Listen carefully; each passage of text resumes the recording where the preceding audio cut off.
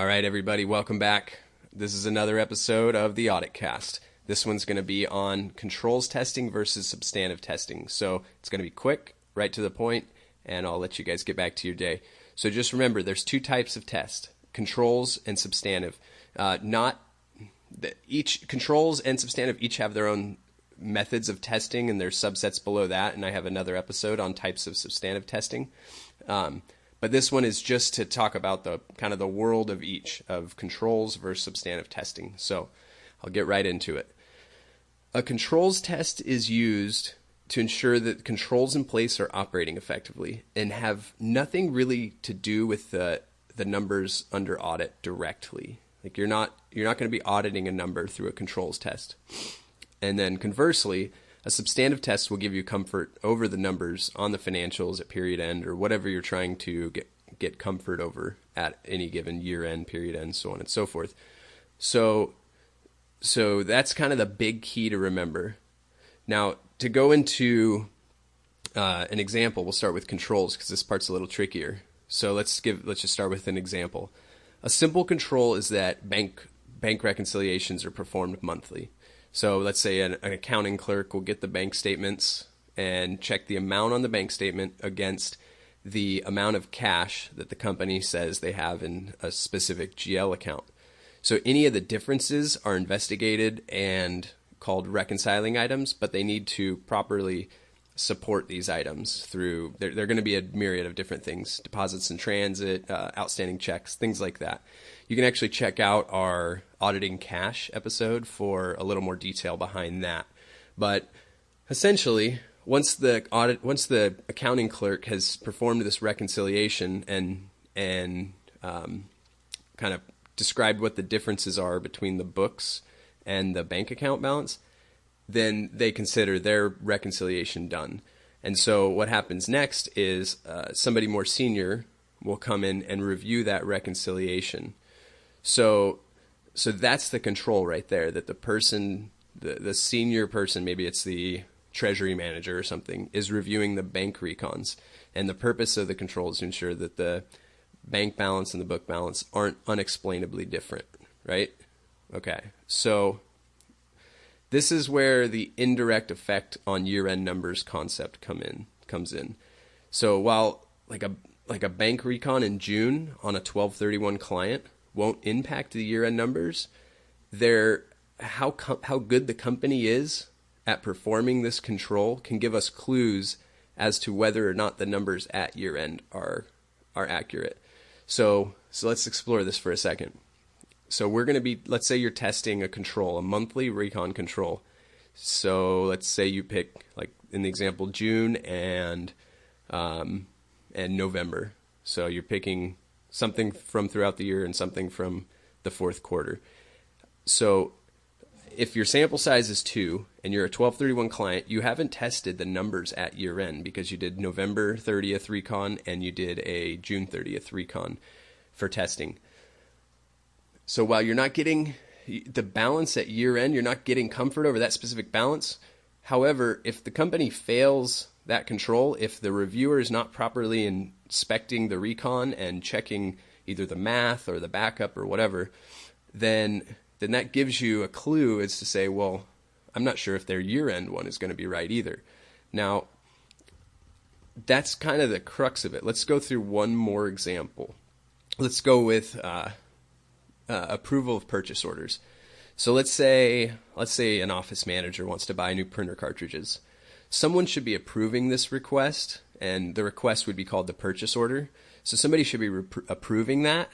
And then also, once the cartridges physically come in and the invoice comes along with it, the invoice is just the request for payment from the seller, somebody should match the PO request to the invoice to make sure that the contents that were originally requested are what came in and the amounts match and it's the right vendor and all that stuff. So when the amount gets paid, let's call it $200, that amount goes to the company's operating expenses line item, maybe in like office supplies or something. So it'll be a P&L account. So this balance will grow over time, right? It's not a balance sheet account. It's It's a P&L account, so it just keeps growing throughout the year.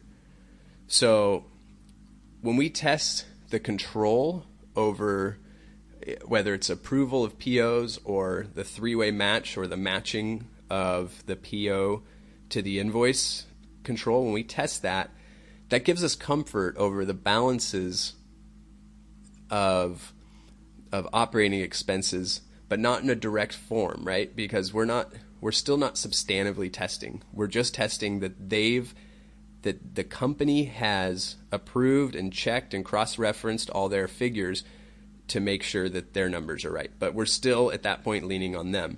So while it gives us an indication of balances being correct or not at year end, it doesn't give us full comfort. So that's why we'd never see a full-on controls approach taken to an audit, right? You can't just say we're going to take 100% controls approach and opine on the year-end numbers. So let's get into the converse side in substantive testing. So for a substantive test, you would typically get a listing of transactions or items that sit in a given account and just test them. It's a fairly simple concept, but we'll keep going with this. So for example, let's say we want to test the above mentioned operating expense account, the printer cartridges purchase. So that will be sitting in OPEX at year end. And so when you get a listing of the transactions behind the office supplies expense for the year, you'll see that $200 purchase from, let's call it Office Depot on there.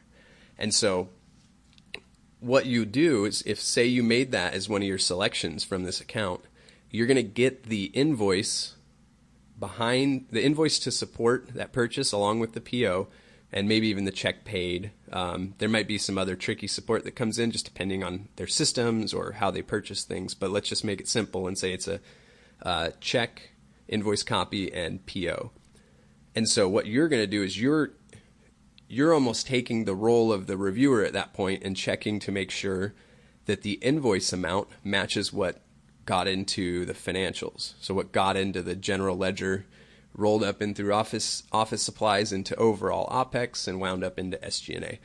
So that's a substantive test. You're testing that the number actually agrees. Whereas in controls, again, you're testing that the reviewer is properly doing his job, or the automated system is properly matching, or